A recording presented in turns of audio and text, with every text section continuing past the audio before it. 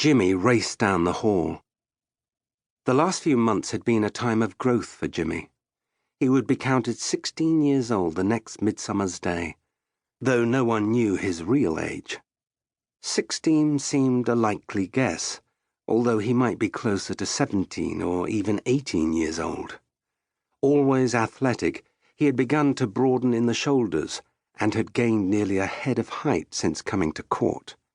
He now looked more the man than the boy. But some things never changed, and Jimmy's sense of responsibility remained one of them. While he could be counted upon for important tasks, his disregard of the trivial once again threatened to turn the Prince of Crondor's court into chaos.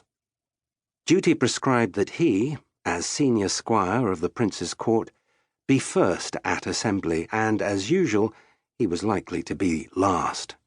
Somehow punctuality seemed to elude him. He arrived either late or early, but rarely on time. Squire Locklear stood at the door to the minor hall used as the squire's assembly point, waving frantically for Jimmy to hurry.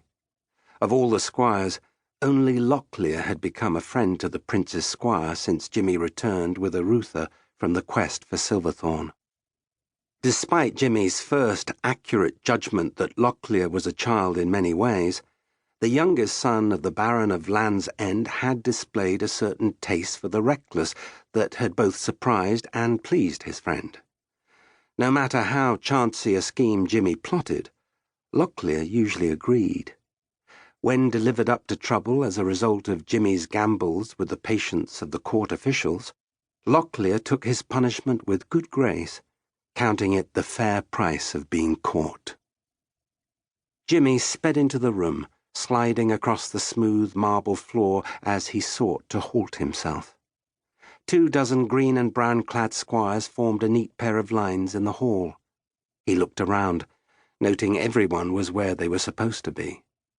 He assumed his own appointed place at the instant that Master of Ceremonies Brian de Lacy entered. When given the rank of senior squire, Jimmy had thought it would be all privilege and no responsibility.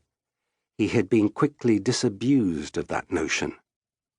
An integral part of the court, albeit a minor one, he was, when he failed his duty, confronted by the single most important fact known to all bureaucrats of any nation or epoch. Those above were not interested in excuses, only in results.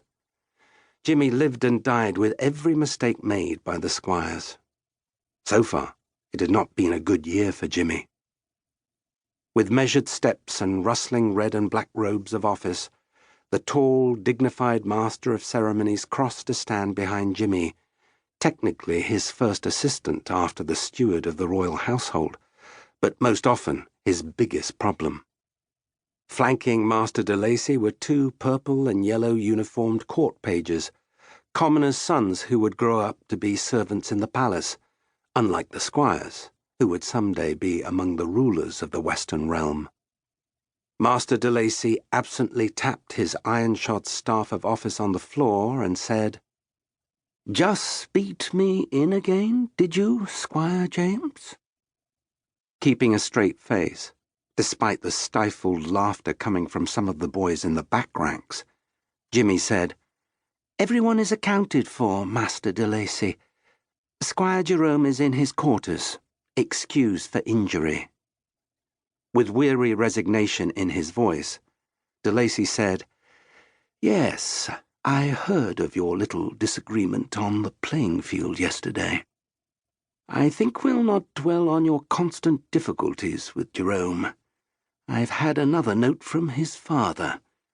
I think in the future I'll simply pass these notes on to you." Jimmy tried to look innocent and failed.